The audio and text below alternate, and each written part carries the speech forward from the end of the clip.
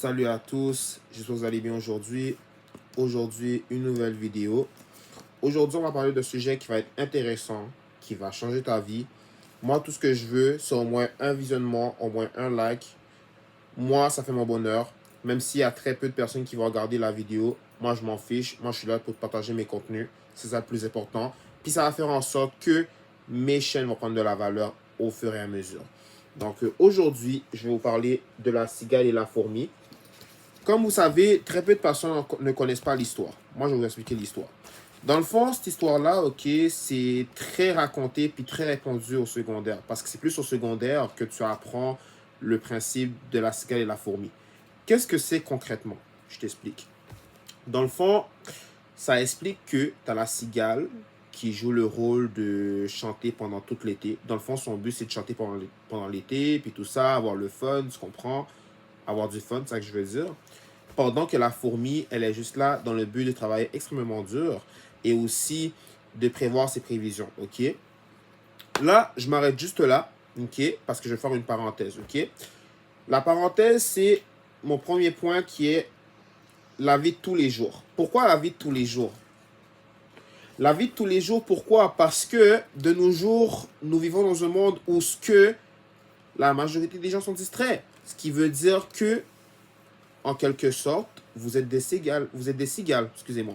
Vous êtes des cigales parce que vous êtes là à avoir du fun, en profitant, en faisant la fête et tout ça, au lieu de penser à vos priorités. Ok? Puis c'est pour ça que, il y a une chose que je n'ai pas mentionnée, ça va être dans mon prochain point que je vais vous dire à la fin, ok?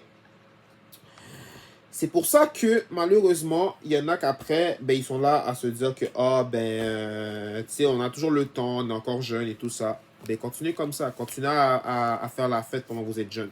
Vous allez voir après ce que la vie va vous réserver plus tard. OK? Et la vie de tous les jours, oui, parce que c'est ce qui arrive. C'est que dans la vie de tous les jours, on est toujours dans le plaisir du monde. On n'est pas là à se focuser sérieusement. Puis c'est ça qui est dommage. Parce que ce qui est triste, c'est qu'à cause de ça, ben, on se crée des excuses puis on reporte nos objectifs à plus tard. Malheureusement, c'est ça qui est le cas. Et c'est pour ça que j'ai parlé dans le point qui est ses priorités. C'est quoi avoir des priorités? Je m'explique. Avoir des priorités dans la vie, là, ça veut dire d'avoir des buts, ok? Dans la vie, il faut avoir des buts, des objectifs, savoir qu'est-ce que tu veux dans la vie, ok? Je viens de te l'écrire concrètement. C'est d'avoir des buts dans la vie. Avoir des buts, ok? Parce que quand tu as des buts dans la vie, ça va te faire en sorte de te garder en motivation. Et surtout, ça va faire en sorte de plus te focuser sur toi. Tu comprends? Et de savoir trier tes amitiés.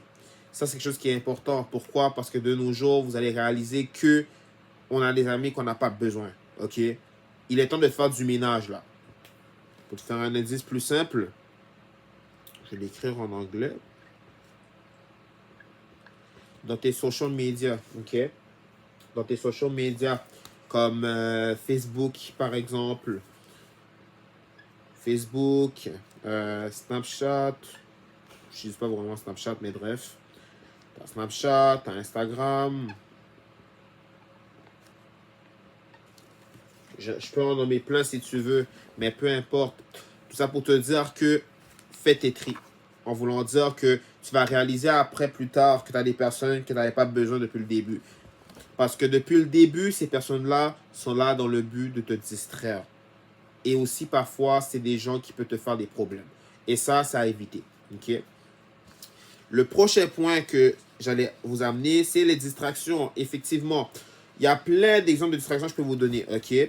Je vais même vous écrire.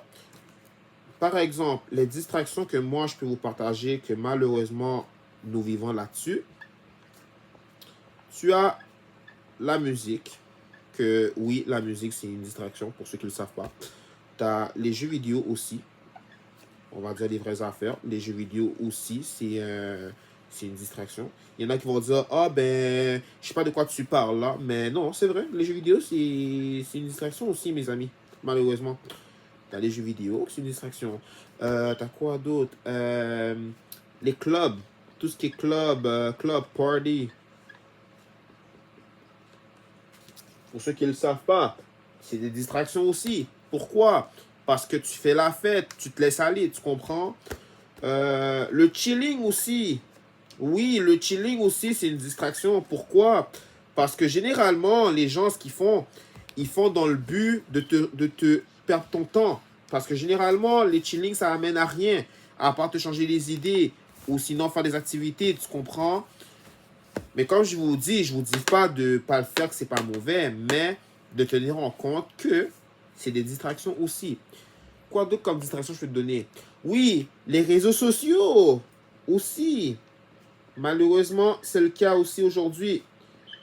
Les réseaux sociaux aussi, c'est des distractions. Et oui, c'est des réseaux sociaux. C'est des distractions aussi, malheureusement. Donc, tout ça pour vous dire que, à cause de tout ça, ça peut littéralement te brainwashing. Ça va faire en sorte de t'éloigner de tes objectifs. Et aussi, ça va faire en sorte que tu vas toujours rester dans la même position. Et c'est pour ça qu'il est temps de changer, il est temps de grandir, il est temps de te réveiller. Parce que là, on est en 2024 et dis-toi que là, on est rendu au 6e mois de l'année.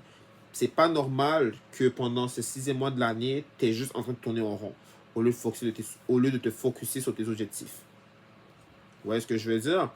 Donc là, on continue l'histoire, ok? Donc dans le fond, pendant l'été, tu vois, la cigale chantait, ok? Pendant que la fourmi elle travaillait extrêmement dur.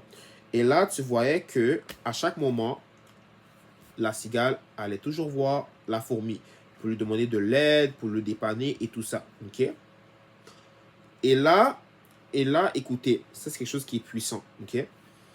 On apprend que à la fin de la saison, le fait qu'on réalise que l'été a commencé à prendre fin, la cigale allait voir à nouveau la fourmi pour lui demander un coup de pouce, ok?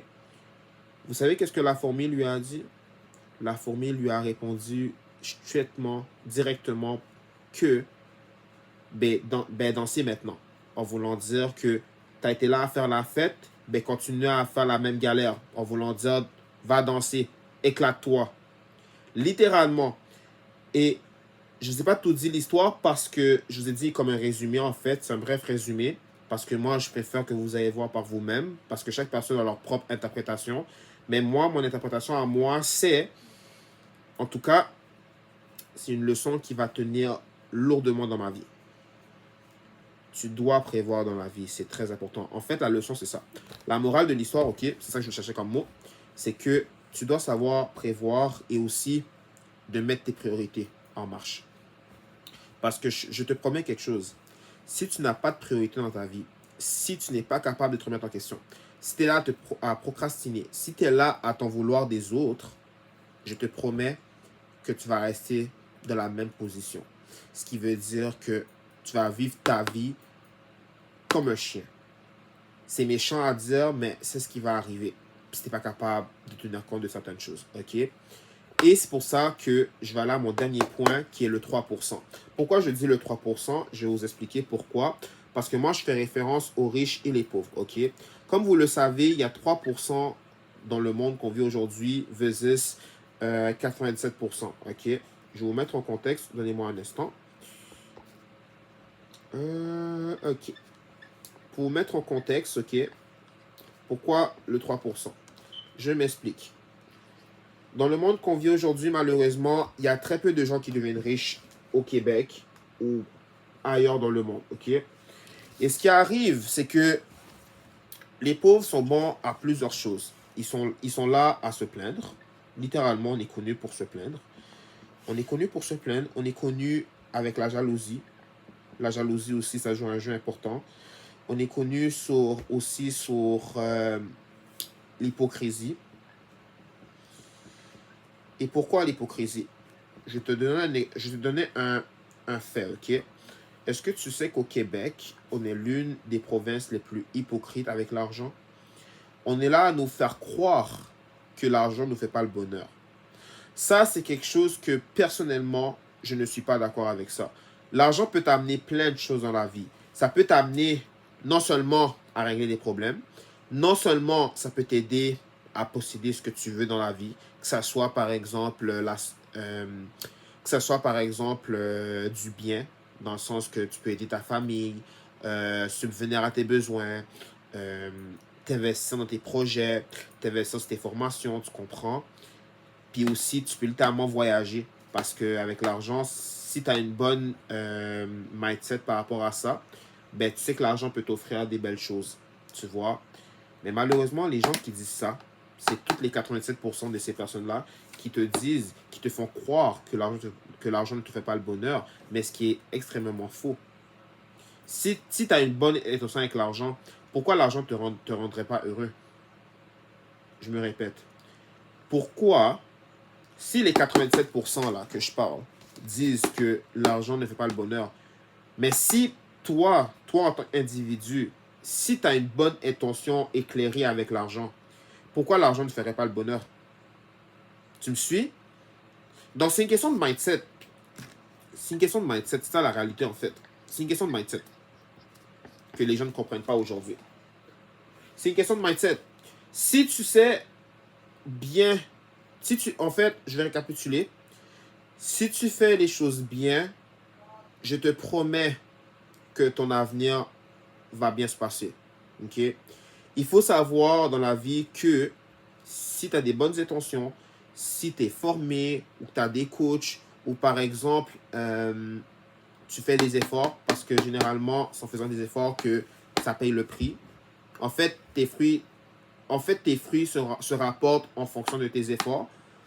Mais tout ça pour te dire que tes résultats vont venir. C'est aussi simple que ça.